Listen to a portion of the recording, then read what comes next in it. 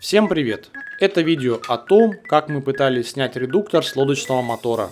Привезли мотор Yamaha 20, он же 25-ка. Мотор поступил к нам с проблемами плохой неустойчивой работы. Сразу же при приеме мотора мы попытались его прокрутить в присутствии владельца, но не получилось. Мотор оказался заклинивший, что вызвало удивление у владельца.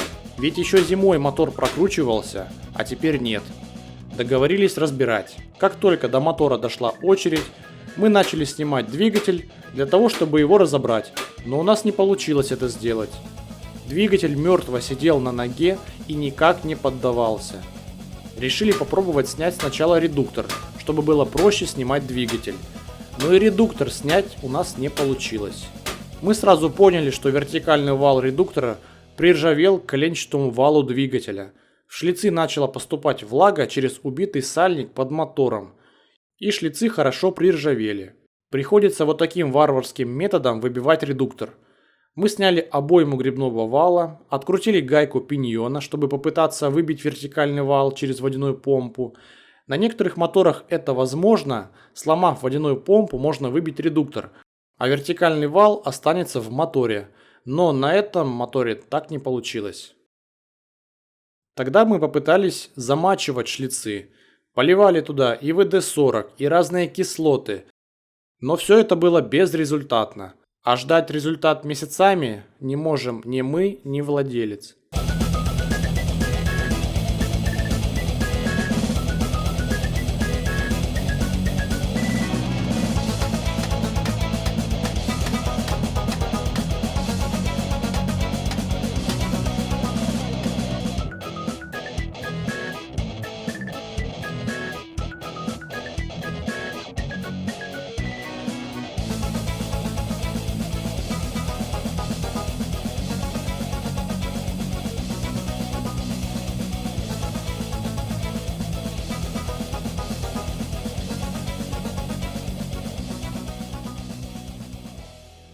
Тогда было принято решение сделать в ноге небольшое окошко для доступа к вертикальному валу.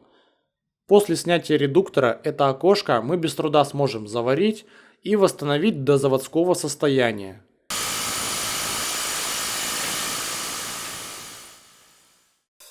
При помощи пневмоперфоратора давали нагрузку на вал через наше окошко. Пытались заставить вал зашевелиться, который к тому же находился в напряжении. Мы растягивали двигатель и редуктор.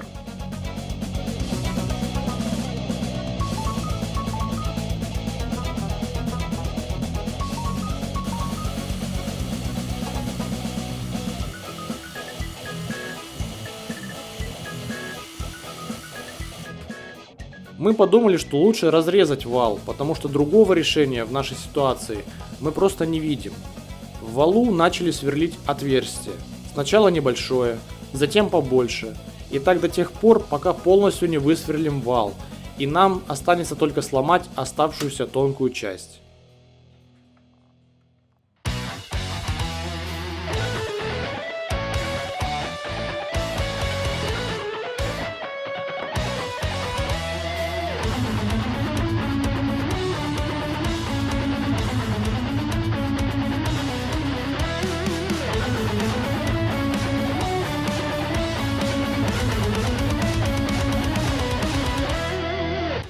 Наконец-то победа за нами, редуктор мы сняли.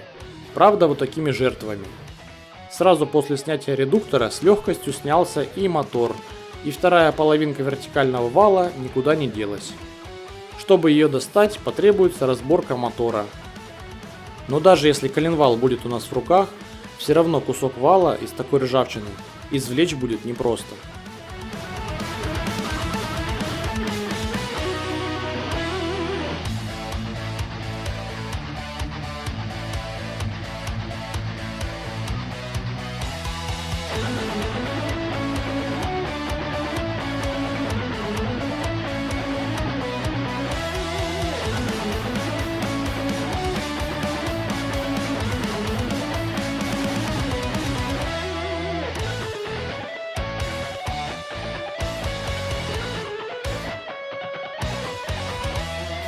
Разобрали мотор и увидели много песка, ржавые подшипники и залегшие кольца. Владелец утверждает, что он мотор не топил, но вы все видите сами. Требуется капитальный ремонт, чтобы восстановить мотор, как минимум замена всех подшипников коленвала. Решили посмотреть, что там с водяной помпой. Здесь замятая пластина помпы из-за наших ударов и убитый сальник вертикального вала. Водяная помпа была вполне рабочая, но мы ее сломали и погнули стакан. Это была наша ошибка, нужно было сразу пилить вертикальный вал. Разобрать редуктор, выбить его через помпу, чтобы сохранить вертикальный вал, у нас этого не получилось. Но стоимость помпы – это копейки по сравнению с капитальным ремонтом. Только на запчасти по минимуму необходимо потратить около 40 тысяч.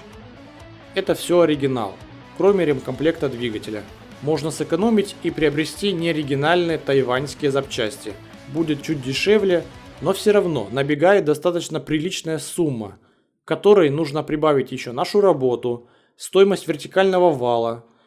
К тому же неизвестно, какое состояние внутри редуктора, ведь мы его не разбирали. Возможно, проще было бы найти бэушную мотоголовку, чем капиталить этот мотор, либо найти бэушный вертикальный вал, коленчатый вал. Но это уже не важно, потому что владелец отказался от восстановления этого мотора. Получился бы слишком дорогой ремонт, если делать все как положено. Никаких претензий от владельца в нашу сторону нет. Мы были готовы отдать ему мотор, как только поняли, что просто так редуктор не снять. Владелец это тоже понял и сказал идти до конца. Мы предупредили его, что назад дороги уже не будет, то есть хоть как-то собрать обратно это все, чтобы как-то крутилось, вертелось, работало, уже не получится. Как минимум потому, что будет распилен вал. Ну а вы напишите свое мнение, что нужно было сделать, чтобы без минимальных повреждений снять двигатель и редуктор, а также есть ли вообще смысл восстанавливать этот мотор. И где найти запчасти подешевле. А на этом у нас все. Всем пока.